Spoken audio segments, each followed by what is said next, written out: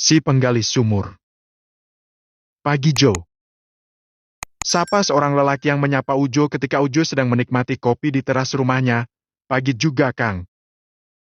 Jawab Ujo. Ibumu ada, Jo? Lelaki itu meneruskan sapanya dengan bertanya. Ada Kang di belakang, ada perlu apa pagi ini mau ketemu ibu? Ujo selalu bertanya kepada setiap lelaki yang menanyakan ibunya. Maklum Ujo sudah tidak punya ayah sejak 4 tahun yang lalu. Itu sebabnya Ujo selalu menginterogasi setiap lelaki yang menanyakan ibunya. Ini Jo, ibumu kemarin menyuruh Akang untuk membuatkan sumur, katanya kalau ngambil air dari mata air yang di atas gunung sana takutnya kurang bersih, terus juga kan harus pakai selang, kudu berapa meter selang dari mata air sana sampai ke rumah kamu ini Jo. Terus katanya ibumu suka kasihan lihat kamu kalau tiap sore harus ngangkutin air dari bak umum untuk keperluan sehari-hari di rumah. Memang di kampung yang Ujo tinggal masyarakatnya masih menggunakan air yang dialirkan dari mata air ke bak penampungan. Kalaupun ingin langsung ke rumah masing-masing itu harus membeli selang sendiri dengan jarak yang cukup jauh, bahkan puluhan meter. Oh, Kang Adang teh mau bikin sumur buat di rumah ini? Pantesan ibu tadi beli kopi sama makanan katanya buat nyugunin yang kerja, ternyata ada yang mau ngaliang menggali tanah, jawab Ujo sambil sedikit tertawa. Ah, kamu Jo ada-ada saja, saya disamain sama jangkrik pakai ngaliang segala, jawab Kang Adang. Ya udah aku panggilin ibu dulu, Kang Adang tunggu sebentar. Siap Jo, jawab Kang Adang. Ujo masuk ke dalam rumah sambil memanggil ibunya. Bu, ada Kang Adang nunggu di luar. Surus masuk Jo, ibu tanggung lagi masak tempe bacem, sebentar lagi beres. Ibunya menjawab. Ujo kembali ke teras. Kang, kata ibu nunggunya di dalam. Oh siap Jo, jawab Kang Adang. Ini peralatan gali sumur disimpan di luar, gak apa-apa kan Jo? Kata Kang Adang sambil menyimpan tas linggis serta cangkulnya. Itu peralatan yang memang suka digunakan tukang gali sumur di daerah Ujo, masih menggunakan alat manual. Simpan aja Kang, di sini aman kok. Lalu Kang Adang dan Ujo masuk rumah, tidak lupa Ujo membawa gelas yang berisi kopi, yang tinggal setengah sisa tadi pagi.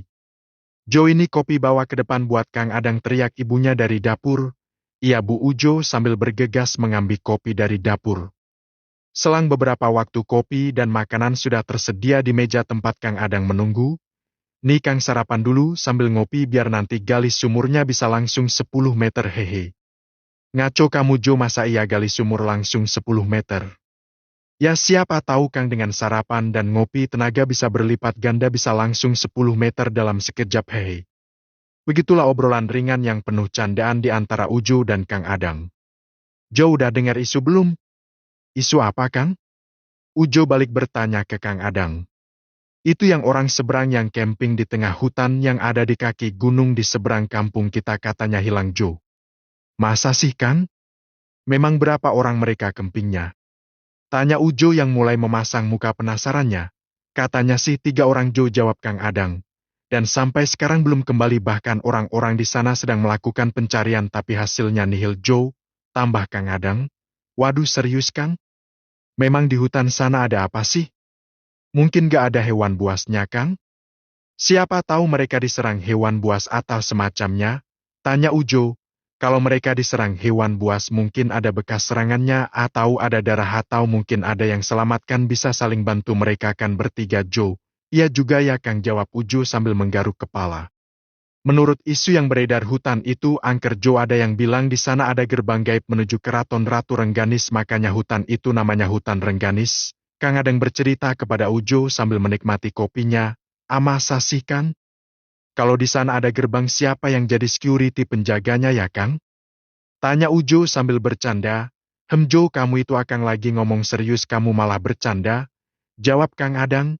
Jangan serius amat Kang, nanti cepet tua, hehe. Aku udah tua Jo, jawab Kang Adang sambil nyengir. Jo, hari ini kamu gak ada kegiatan kan? Daripada kamu main gak jelas mending kamu bantuin Kang Adang gali sumur.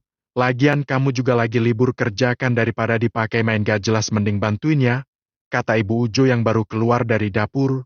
Iya Bu, nanti Ujo bantu Kang Adang gali sumur. Ibu udah beres di dapur, kata Ujo. Udah Jo. Oh iya Cow, di mana lokasinya yang mau digali buat sumur teh? Adang bertanya pada Ibu Ujo.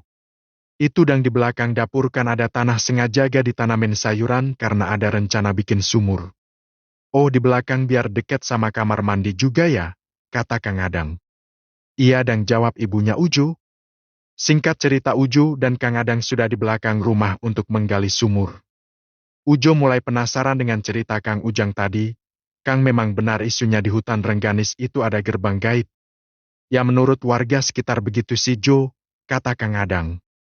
Kalau memang ada kenapa masih diizinkan orang untuk berkempingkan itu bahaya?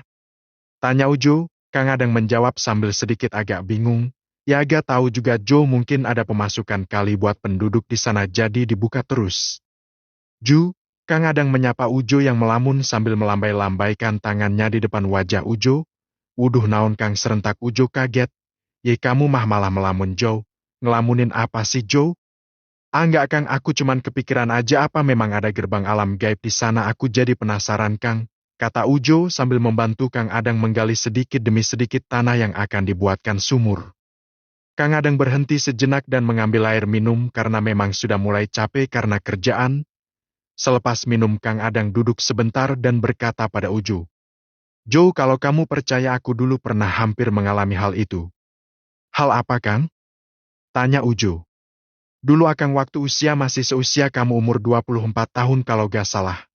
Aku pernah mengambil rumput buat ternak kambing abahku di dekat hutan tersebut, dan secara tidak sengaja aku melihat seorang wanita yang berjalan menggunakan pakaian serba hijau dan selendang warna merah masuk ke hutan tersebut. Akang coba mengikutinya walaupun takut karena hari sudah mau azan maghrib. Dan tiba-tiba ada sebuah cahaya terang seperti sebuah pintu dan si wanita tersebut akan memasukinya. Mungkin curiga ada yang mengikutinya sebelum masuk dia menoleh ke belakang. Akang yang setengah mati ketakutan lari terbirit-birit pontang-panting untuk keluar dari sana Jo dan alhamdulillah selamat. Itu ceritaku Jo, kalau kamu percaya. Ujo terdiam dengan rasa kaget sekaligus penasaran. Ia berkata dalam hati, masa iya sih ada gerbang gaib di sana? Aku penasaran, aku harus cari tahu kebenarannya. Tapi tidak sekarang, aku harus menunggu waktu yang tepat. Kalau aku ke sana sekarang keadaannya masih belum sepi, pasti masih banyak orang yang sedang mencari orang yang hilang. Ujo mulai bergumam dalam hatinya. Ya aku harus sabar buat membuktikannya benar atau tidak, aku harus ke sana, aku sangat penasaran sekali dengan cerita itu. Ujo dan Kang Adang melanjutkan pekerjaannya untuk menggali sumur, dan Kang Adang tidak tahu kalau Ujo itu anak muda yang dipenuhi rasa ingin tahu dan rasa penasaran tingkat dewa. Bab 2, Mencari Tahu. Sudah 2 hari Kang Adang bekerja di rumah Ujo sebagai penggali sumur. Selama 2 hari itu pula mereka selalu menceritakan tentang keangkeran hutan Rengganis, hingga akhirnya Ujo merasa sangat tertantang ingin mengetahui kebenaran tentang hutan tersebut. Bahkan beberapa kali Ujo meminta pendapat dan bantuan kepada Kang Adang agar bisa mengantarnya ke tempat tersebut. Namun Kang Adang selalu menolak karena yang dia takutkan akan terjadi sesuatu kepada Ujo. Tapi itulah Ujo yang selalu semangat untuk mencari tahu sesuatu yang membuat penasaran. Bukan Ujo namanya kalau dia tidak bisa menggunakan 1000 cara untuk memuaskan hasrat keingintahuannya. Sudahlah Jo, jangan terlalu berambisi untuk mencari tahu tentang hutan Rengganis, sekali lagi Kang Adang mengingatkan Ujo. Aku tetap penasaran Kang, apa Kang mau aku mati dalam keadaan penasaran karena seumur hidup tidak pernah ke hutan tersebut? Jawab Ujo sambil tersenyum. Has ngaco kamu Jo, orang lain penasaran itu ingin tahu Eropa, Amerika, Arab Saudi, nah kamu malah penasaran sama hutan angker, ada yang salah sama otak kamu Jo. Lagi-lagi Kang Adang menjawab Ujo dengan penuh keheranan. Perbincangan mereka berlanjut sambil bekerja menggali sumur, sampai waktunya tiba istirahat jam 12 siang. Ujo Adang istirahat dulu, makan siang dulu, udah siang azan sudah berkumandang pamali. Kalau masih melakukan pekerjaan, ibunya Ujo memanggil Kang Adang dan Ujo untuk istirahat. Iya cu, ini juga lagi beberes mau istirahat, kata Kang Adang. Hayu Kang, kita istirahat dulu, saatnya ngisi perut dulu sebelum sholat zuhur, hehe, sahut Ujo kepada Kang Adang. Mereka berdua berhenti bekerja dan membersihkan diri lalu masuk ke dalam rumah.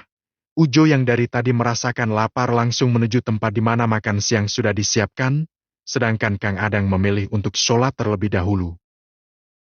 Joga sholat dulu? Kang Adang bertanya. Salatri, kelaparan Kang, hehe, jawab Ujo sambil nyengir.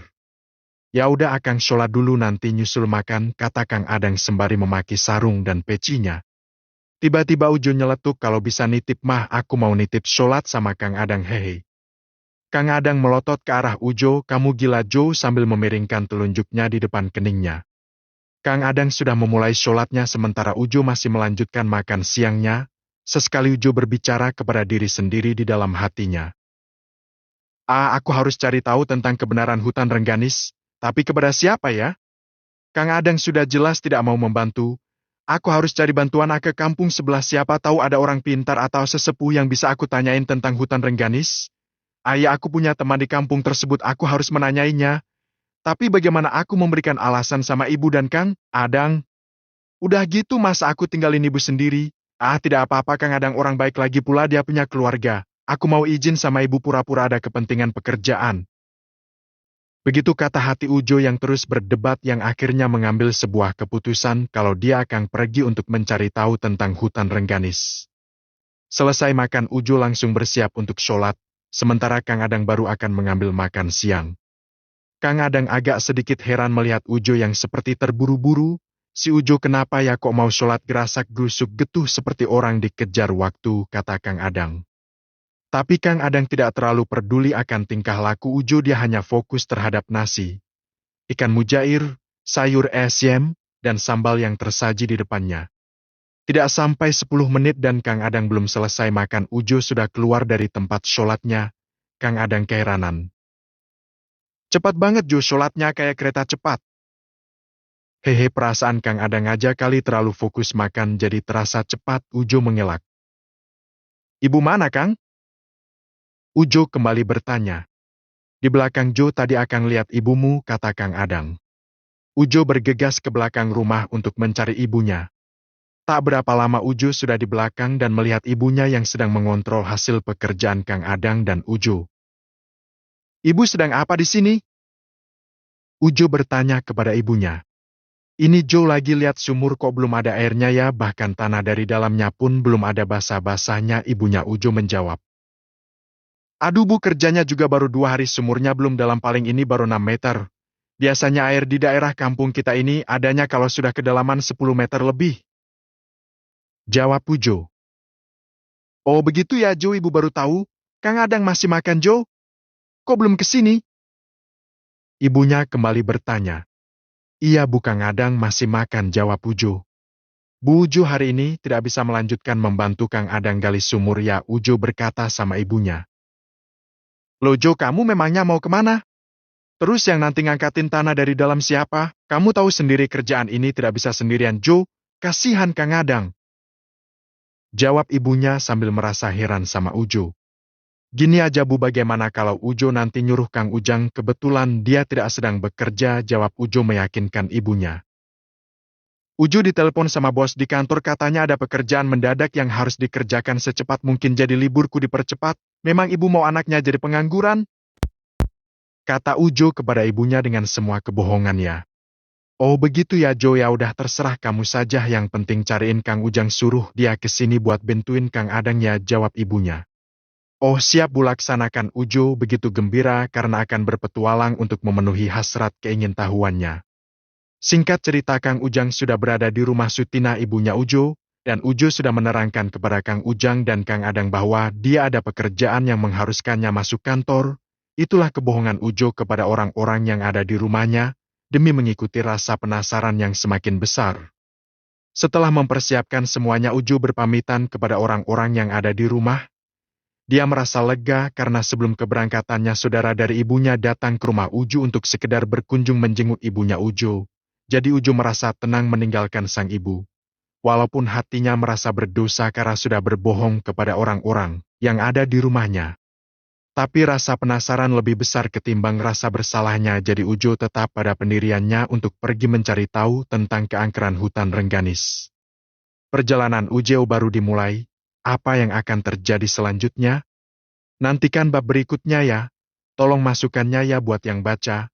Bimbingannya juga ya, maklum penulis amatir pemula, hai hai hai hai. Bab 3, siapakah itu? Ujo dengan semangat memacu sepeda motornya, dengan hanya perbekalan seadanya yang dia bawa di dalam tasnya. Tidak berapa lama Ujo telah tiba di kampung Sawah Manggu. Dia berhenti di sebuah warung yang berada tidak jauh dari gapura kampung Sawah Manggu. Ujo memesan kopi untuk menemani istirahatnya. Pak, kopi hitam satu ya. Pesan Ujo kepada Pak Darman si pemilik warung. Siap Kang, jawab Pak Darman sambil mengambil satu bungkus kopi hitam untuk diseduh. Ujo merogoh saku jaketnya untuk mengeluarkan sebungkus rokok yang dia bawa dari rumahnya. Ini Kang kopinya, Pak Darman sambil menyodorkan kopi kepada Ujo. Akang teh dari mana, mau kemana kalau boleh saya tahu? Pak Darman bertanya kepada Ujo. Saya dari kampung sebelah Pak, di kampung Sawah Dadap, Ujo menjawab sambil menyalakan sebayang rokok. Tetangga kampungnya, jawab Pak Darman. Kampung Sawah Dadap dan Kampung Sawah Manggu sebenarnya bertetangga, tapi jaraknya lumayan jauh, terpisah oleh kebun jati dan menyeberangi sungai yang menjadi pemisah dua kampung tersebut. Jadi tidak heran kalau orang-orang dari dua kampung tersebut banyak yang tidak saling kenal. Tujuan saya teh mau berkunjung ke teman saya yang ada di kampung ini, sekaligus ingin tahu tentang hutan Rengganis yang letaknya di ujung kampung Sawah Manggu. Ujo kembali membuka percakapan. Waduh, hutan Rengganis Kang, itu angker, lebih baik jangan ke sana. Belum lama ini ada kejadian orang hilang di sana dan sekarang masih dalam pencarian oleh tim penanganan bencana sama polisi. Pak Darman mencoba menjelaskan kepada Ujo. Oh begitu ya Pak? Memang Bapak tahu ya tentang hutan tersebut? Ujo kembali bertanya kepada Pak Darman. Kalau tahu banyak singgah, tapi konon katanya di sana ada pintu yang menuju alam gaib. Banyak orang hilang yang dikaitkan dengan itu, Kang. Bahkan beredar isu sih kalau di sana ada kerajaan jin, tempat pemujaan buat yang mau cepat kaya. Itu juga kata orang si Bapak gak pernah mencoba mencari tahu kebenarannya, takut beresiko. Jelas Pak Darman kepada Ujo. Kerajaan jin, tempat pemujaan juga. Wah, lumayan angker juga ya Pak, kata Ujo. Bukan lumayan Kang, tapi angker banget, jawab Pak Darman. Ujo semakin dibuat penasaran dengan info dari Pak Darman. Meskipun Ujo kampungnya bersebelahan dengan kampung Sawah Manggu, tapi seumur hidup Ujo belum pernah ke sana. Ujo adalah anak petualang, tapi kebanyakan berpetualang di luar daerah, bahkan sempat keluar pulau, tapi tidak pernah sekalipun menginjakan kakinya di hutan Rengganis. Pak, ini uang buat bayar kopinya. Ujo membayar untuk kopi yang dipesannya. Oh iya, hatur nuhun Kang. Kenapa buru-buru, padahal istirahat dulu aja di warung Bapak? Ucap Pak Darman. Oh iya Pak, terima kasih, tapi saya harus ke rumah teman saya, kebetulan lokasinya ada di depan sana, paling 200 meter lagi, kata Ujo kepada Pak Darman. Siap Kang, hati-hati di jalan, kata Pak Darman. Ujo kembali mengendarai motornya untuk menuju rumah Dodi, teman waktu Ujo sekolah SMP. Tidak berapa lama Ujo pun sampai di halaman rumah Dodi. Dia menyimpan motornya di halaman rumah Dodi. Ketika hendak masuk ke rumah Dodi, tiba-tiba Dodi dikagetkan dengan seseorang yang menyapa dirinya dari belakang. Cari siapa nak, ucap lelaki yang menyapa Ujo dari belakang. Sontak Ujo kaget. Astagfirullah, Ujo beristighfar sembari menoleh ke arah belakang. Kedua ini, Pak, saya mau cari teman saya Dodi. Ujo menjawab pertanyaan lelaki tersebut dengan terbata-bata karena kaget. Lelaki tersebut tidak langsung menjawab, malah memperhatikan Ujo dari ujung rambut sampai ke ujung kaki. Maaf Pak, apa Bapak tahu Dodi? Apa dia ada di rumahnya?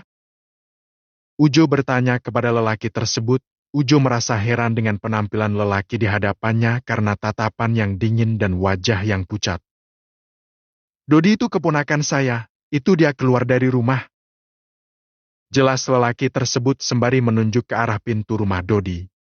Ujo seketika menoleh ke arah pintu rumah Dodi, dan ya benar saja Dodi baru keluar dari dalam rumah. Oh terima Kak. Dodi keheranan karena ketika dia akan mengucapkan terima kasih, lelaki itu sudah tidak ada di dekatnya. Ujo mematung dan tidak bisa berkata-kata lagi saking kagetnya, dia hanya bisa menelan ludahnya. Ujo, kamu ngapain di sana, teriak Dodi. Seketika Ujo melihat ke arah Dodi. Dia hampir melupakan keberadaan Dodi saking kagetnya dengan kejadian yang barusan terjadi. Ujo segera bergegas menghampiri Dodi yang telah menunggunya di teras rumahnya. Jo, kamu kenapa diem aja di halaman rumah? Aku lihat tadi dari dalam, Dodi bertanya. Iya Dad, tadi aku mau langsung ke rumah kamu, tapi tiba-tiba aku disapa sama paman kamu, Ujo yang menjawab pertanyaan Dodi sambil mencoba menghilangkan rasa gugupnya. Paman? Paman yang mana Jo? Perasaan paman aku yang di kampung ini sudah meninggal 6 bulan yang lalu. Jawab Dodi sambil keheranan. Serius Dad, jangan main-main, tadi aku disapa makanya gak langsung ke rumah kamu, jawab Ujo sambil keheranan. Dodi melirik ke kanan dan ke kiri seperti sedang memperhatikan keadaan. Udah Jo, kamu masuk aja ke dalam, sebaiknya kita ngobrol di dalam, ajak Dodi kepada Ujo. Mereka berdua masuk ke dalam rumah Dodi. Akhirnya Ujo dan Dodi ngobrol di dalam rumah. Ujo menceritakan tujuannya datang ke kampung Sawamanggu, dan ternyata Dodi pun sama keinginannya dengan Ujo, ingin sekali pergi memastikan tentang keangkeran hutan Rengganis. Bukan tanpa alasan Dodi ingin ke sana, tapi dia pun ingin tahu apa yang sebenarnya terjadi. Karena beredar isu setelah kematian pamannya, masyarakat suka digegerkan dengan penampakan pamannya yang suka berada di tepian hutan Rengganis. Yang membuat Dodi merasa kasihan kepada bibinya yang suka ngedrop kalau mendengar isu penampakan suaminya tersebut. Ya udah, kapan kita bisa ke sana, Dat?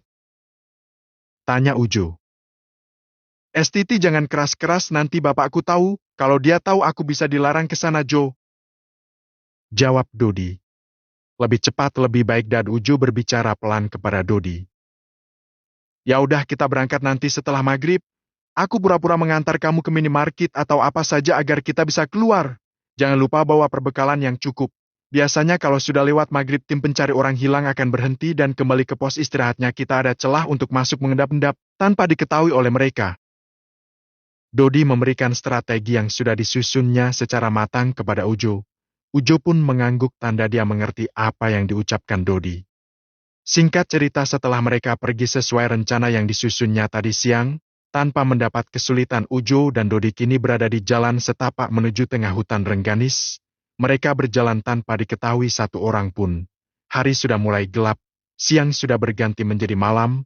Mereka berdua terus berjalan menuju hutan Rengganis dengan berbekal penerangan dari senter yang mereka bawa.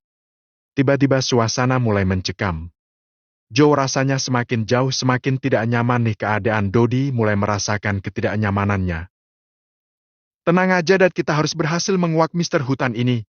Siapa tahu ada jawaban tentang beredarnya isu paman kamu itu yang sering menampakkan diri di pinggiran hutan ini. Ujo meyakinkan Dodi.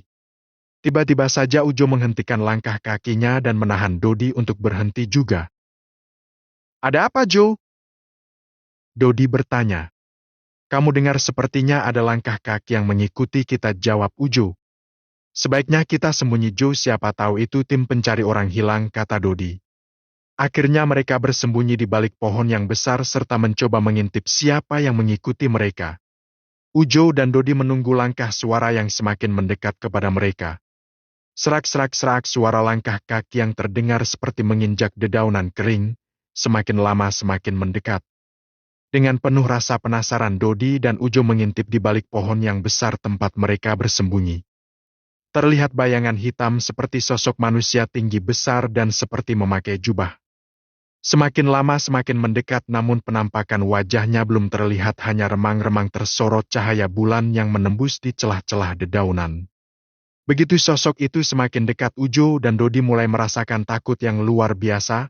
Hingga jarak mereka sekitar 3 meter, tiba-tiba sinar bulan menerangi wajah orang berjubah tersebut. Sontak Dodi berteriak dan mencoba untuk lari. Nenegram, lari, Ju. Apa yang mereka lihat, sosok apakah itu sehingga membuat Dodi ketakutan setengah mati? Tunggu bab berikutnya. Terima kasih sudah membaca. Bab 4, Teror Sosok Berjubah Hitam. Dodi menarik tangan Ujo dan memaksanya untuk lari dari balik pohon yang mereka tempati untuk bersembunyi. Cepat, Ju, kita harus kabur. Dodi yang terus berlari tanpa melihat ke arah mana dia berlari. Setelah mereka berlari menjauh dari makhluk tersebut, tiba-tiba Ujo terjatuh karena tersandung akar pohon. Brugik, sialan, kaki aku tersandung, dan teriak Ujo. Dodi menghampiri Ujo dan membantunya berdiri. Ayo Jo, aku bantu kamu, kata Dodi sambil membantu Ujo. Kita istirahat sebentar, Dad, kata Ujo. Mereka berdua duduk dan bersandar di pepohonan dengan nafas yang tidak beraturan. Sialan, Jo, kamu lihat tadi kan wajah makhluk itu? Dodi mencoba bertanya kepada Ujo walaupun dengan keadaan yang masih ngos-ngosan. Aku tidak melihatnya, Dad, tadi sudut pandangku tidak terlalu jelas dan tiba-tiba saja kamu menarik tanganku untuk berlari, kata Ujo yang sedang mencoba untuk lebih tenang. Sialan, tadi pas aku lihatmu. Obrolan Dodi seketika terhenti karena mendengar suara dan melihat samar sosok itu dari kejauhan. Hawa, hahaha, makhluk tinggi besar itu tertawa dan mulai mendekati mereka. Enggak sialan dia ada lagi, ayo lari Joe, ucap Dodi sambil berdiri dan menarik Ujo untuk ikut berlalu berasma dia. Mereka berlari sekuat tenaga dan sebisa mungkin menjauh dari makhluk menyeramkan tersebut. Semakin jauh mereka berlari tenaganya semakin berkurang dan larinya semakin pelan. Entah kemana mereka berlari, tanpa disadari mereka bagian dalam hutan rengganis yang ditumbuhi pohon-pohon besar dan rumput yang tinggi, dan akhirnya mereka tiba di sebuah pelataran yang cukup luas, dikelilingi oleh pohon yang menjulang tinggi. Kita berhenti dulu Joe, kata Dodi. Iya, dan kita istirahat dulu sebentar, mungkin makhluk itu sudah tidak mengejar kita, Ujo berkata kepada Dodi sambil merebahkan badannya karena sangat lelah. Sepertinya kaki aku terluka dan waktu tadi aku terjatuh, kata Ujo sambil mencoba duduk dan menggulung celananya karena rasa perih yang dia rasakan di balik celana bagian bawah. Dodi lantas mengambil senter di dalam tas yang ia bawa, karena senter yang dipakai Ujo sudah jatuh saat mereka berlari. Coba aku lihat Joe, kata Dodi sambil menyalakan senternya. Dan benar saja kaki Ujo terluka dan cukup banyak mengeluarkan darah. Ah sialan, kenapa bisa robek nih kaki, ucap Ujo dengan sedikit kesal. Aku cek dulu ada apa saja di dalam tasku, siapa tahu ada sesuatu untuk mengobati lukamu, Joe. Dodi membuka tasnya. Untung saja masih ada air minum dan handuk kecil yang dibawa Dodi di dalam tasnya. Ujo membersihkan lukanya dan mengikatkan handuk kecil untuk menutupi lukanya agar tidak terlalu banyak keluar darah. Dodi, sepertinya ada yang ganjil, Ujo berkata kepada Dodi dengan nada pelan. Dodi hanya terdiam menatap ke bawah, Ujo pun sama masih melihat ke bawah karena fokus mengobati lukanya. Dengan perlahan mereka mencoba menengadahkan kepala mereka ke atas. Dodi dan Ujo mulai tegang manakala mereka melihat sepasang kaki berbulu lebat yang tersorot senter dan tepat di hadapan mereka. Semakin ke atas, semakin tegang mereka rasakan. Bulu kuduk mereka meremang, mereka menengadahkan kepala mereka dan akhirnya mereka melihat jelas wajah makhluk tersebut dengan senter yang diarahkan tepat ke wajahnya. Dudoda, apa itu? Ujo terbata-bata. Mati kita Ju, ucap Dodi pelan. Mereka terpaku melihat makhluk tinggi besar dengan mulut bertaring dan dipenuhi dengan mata di seluruh wajahnya, dan terlihat mata-mata tersebut seperti menatap tajam ke arah mereka. Ujeo ela eri, Dodi berteriak serta berlari sekencang-kencangnya dengan sisa tenaga yang ada dan Ujo pun sama mengikuti Dodi berlari di gelapnya hutan. Dodi terus berlari lebih ke dalam hutan. Ujo mengikutinya dengan melihat cahaya senter yang dibawa Dodi, dengan kaki yang sedikit pincang karena rasa nyeri dari lukanya. Sesekali Dodi melihat ke belakang, dia melihat bayangan temannya yang mengikutinya. Jo, cepat Jo, teriak Dodi. Tunggu Dodi, Ujo membalas. Karena rasa takut yang begitu kuat mereka tidak sadar di depan mereka ada lembah yang cukup dalam dan akhirnya mereka terjatuh ke dalamnya. Bruses gerusuk gusrak. Uju berteriak. Brugi braak. Mereka jatuh ke dasar lembah yang cukup dalam. Ujo, kamu di mana? Dodi mencari Ujo yang terjatuh agak jauh darinya sambil menahan rasa sakit karena badannya jatuh tepat di atas bangkai pohon besar yang ada di dasar lembah. Aduh, aku di sini, dan terdengar suara Ujo yang tak terlalu jauh dari Dodi. Dodi merangkak mendekati sahabatnya Ujo, dan akhirnya Dodi menemukan Ujo yang masih tergeletak dan meringis kesakitan. Mereka tidak bisa berbuat apa-apa karena sangat gelap di bawah lembah tersebut. Badanku terasa remuk dan Ujo berkata sambil sedikit meringis. Tenang Jo, jangan khawatir, kita pasti akan keluar dari tempat ini, yang penting sekarang makhluk mengerikan itu tidak ada di hadapan kita, ucap Dodi. Ternyata benar dan hutan rengganis ini sangat angker. Aku tidak mengira petualanganku akan seberat ini. Ujo menjelaskan kepada Dodi dengan ada rasa sedikit mengeluh. Ya benar, ternyata resikonya sangat besar. Padahal aku hanya ingin memastikan saja. Tapi belum apa-apa sudah bertemu makhluk menyeramkan sialan itu. Jawab Dodi yang sedikit kesal karena gangguan makhluk menyeramkan. Aku minta maaf Dad, mungkin kalau aku tidak ke rumah kamu, pasti kita tidak akan ada di sini. Ujo menyesali karena merasa mengajak Ujo. Sudahlah, jangan berkata seperti itu Jo, sekarang kita pikirkan bagaimana caranya keluar dari sini, kata Dodi. Sepertinya aku perlu istirahat sebentar Dad, badanku terasa remuk. ucap Ujo. Mereka berdua duduk dan bersandar di bangkai pohon besar sambil beristirahat dan memulihkan tenaga, hingga pada akhirnya mereka berdua mulai dihinggapi ngantuk. Dan akhirnya tertidur di dasar lembah yang sangat gelap. Tidur mereka terganggu seketika ada cahaya terang yang menyilaukan di hadapannya.